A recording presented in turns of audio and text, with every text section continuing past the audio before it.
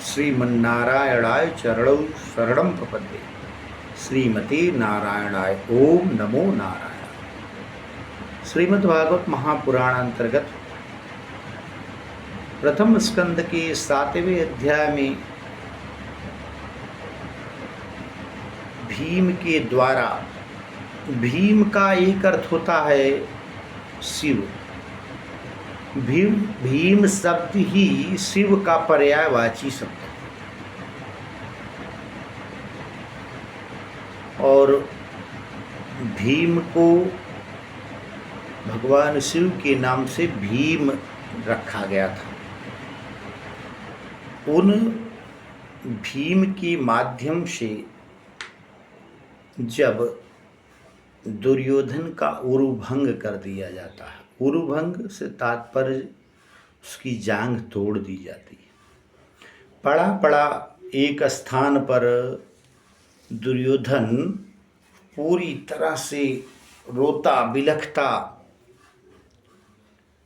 पड़ा था। चील कौवे आकर के उसके शरीर को मरा जान करके खाने की चेष्टा करते थे, परंतु जीवित था, हाथों से चील कौवे को हरा रहा है। द्रोणाचार्य का पुत्र अश्वत्थामा उसी समय दुर्योधन के पास आता है।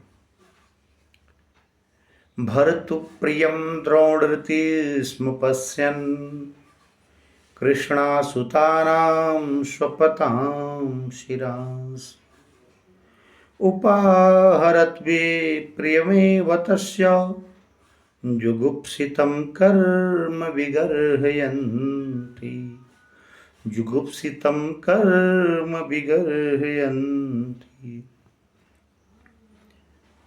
आता है, पास ही में खड़ा होता है, दुर्योधन को देखता है, क्योंकि ये चिरंजीवी था, इसकी मृत्यु नहीं हुई थी।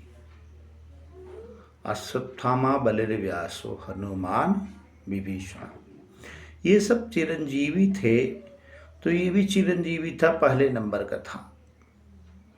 इसकी मृत्यु न होने के कारण ये जाके कहता है, बताओ मैंने तुम्हारे उस वैभव को देख करके, तुम्हारे यश कीर्ति, अब उस दुष्ट को क्या पता किसकी क्या कीर्ति थी, लेकिन जो जिसके साथ रहता है प्रायः उसी के जैसा उसके स्वभाव, उसके गुण आदि से प्रेरित होकर के निश्चित रूप से वह उसी की भाषा बोलने लगता है। बताओ तुम्हारे लिए क्या करें। दुर्योधन अपने मन की व्यथा कहा कि मेरे 100 भाई थे, भीष्म पितामह, द्रोणाचार्य, कर्ण, सबके सब मारे गए। मैं भी 98 भाई मेरे पहले मृत्यु को प्राप्त हो चुके हैं। 99वां नंबर मेरा है। 100वां भाई चला गया है पांडव पक्ष में युयुष, उसकी बात तो नहीं कहूँगा, लेकिन वो पांचों पांडव, पांचों की पांचों सुरक्षित हैं, इस बात का कष्ट है,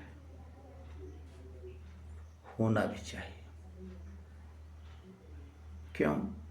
क्योंकि आजकल की व्यवस्था ही है कि अपने दुख से जितना परेशान नहीं है लोग, दूसरों के सुखों से ज्यादा परेशान है। उनको ये नहीं कि मुझे बुखार है उसकी दवा लें, ठीक नहीं, फला व्यक्ति स्वस्थ क्यों, उसके स्वस्थ रहने से उनको समस्या। ठीक यही समस्या दुर्योधन को थी।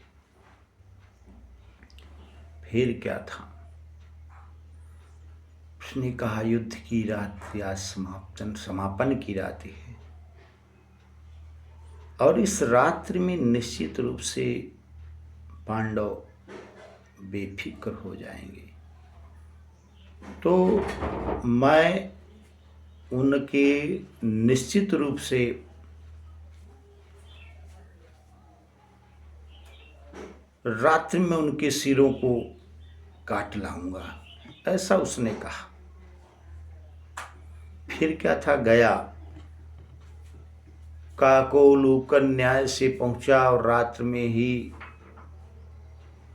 जब पिता की अनुपस्थिति में पुत्र उसके आसन पे बैठ जाते हैं, लेट जाते हैं, सो जाते हैं।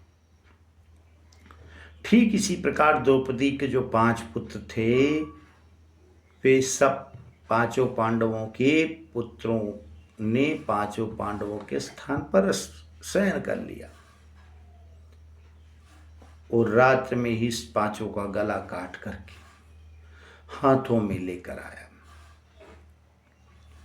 दुर्योधन के मृत्यु का एक रहस्य था कि इसको जब हर्ष और विषाद दोनों एक साथ हो गए तो इसकी मृत्यु हो जाएगी। व्यवस्था ऐसी ही है। कुछ दूर से जब पहुंचा द्रोणाचार्य का पुत्र द्रोणी, तो उसको बड़ी प्रसन्नता हुई दुर्योधन को कि निश्चित रूप से इसने 5 पांडवों का सिर काट लाया है। और जब नजदीक में हाथ में लेकर सोचा भीम का सिर मुझे दो, ये तो वज्र के समान है, जो देखा तो धीरे से टूट गया। मिट्टी के पिंड के समान जब वो सिर टूट जाता है भीम के पुत्र का, तो उसको बड़ा विषाद होता है, रोने लगता है और अपनी पूरी व्यवस्था को देखकर आज उसको विषाद हो गया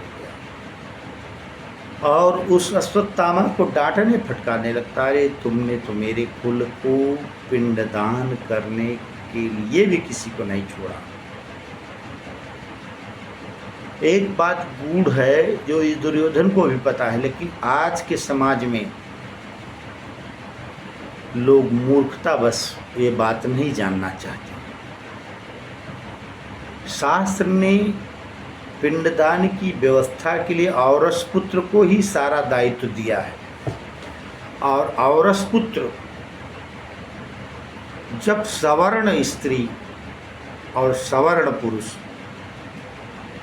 सवर्ण स्त्री सवर्ण पुरुष का तात्पर्य आधुनिक ये संविधान वाला सवर्ण नहीं। हमारे यहाँ प्राचीन काल से ही सवर्णों की व्यवस्था थी और वर्ण संकरों की व्यवस्था थी। सवर्ण मतलब ब्राह्मण पुरुष, ब्राह्मण स्त्री, ये सवर्ण हो गए। इनसे जो पुत्र होगा वो पिंडदान का अधिकारी। क्षत्रिय स्त्री, क्षत्रिय पुरुष से जो संतान होगा, औरस होगा, वो सवर्ण संतान होगा, उसे पिंडदान करने का।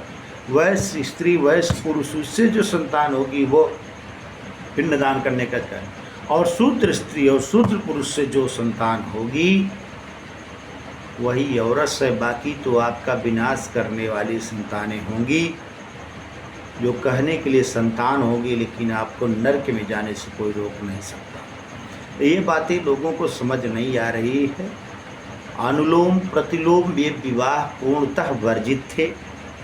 कोई दुर्भाग्य से हो जाता था तो उससे वर्ण संकर संतानें उत्पन्न होती थी, जो समाज के लिए, राष्ट्र के लिए वर्ण संकर संतानें निश्चित रूप से हानिकारक हैं और इनका कुप्रभाव समाज को दूषित करने वाला था। इसी चिंता को लेकर दुर्योधन की मृत्यु हो जाती है। और इधर सुबह होती है, खून से लथपथ धड़ को देख करके माता शिशूनां रुदनं सुतानां निशम्य घोरं परितप्यमाना तदा रुदा बाष्पकलाकुलाक्षी तां स्वान्तयन्नाह किरीटमाली माता शिशूनाम निधनम सुतानाम, जब द्रौपदी को यह समाचार मिला तो निश्चित रूप से उसको जो पीड़ा हुई, बहुत पीड़ित हुई, रोने लगी। आगे क्या क्या उसकी दुर्दशा हो जाती। एक माँ का पुत्र के प्रति जो वात्सल्य है, पुत्रों के प्रति जो वात्सल्य है, उसका पूर्णतः दर्शन होगा। इस वीडियो में इतना ही। इससे आगे की वीडियो में हम पुनः उपस्थित होंगे। जय श्री राम, जय श्री कृष्ण।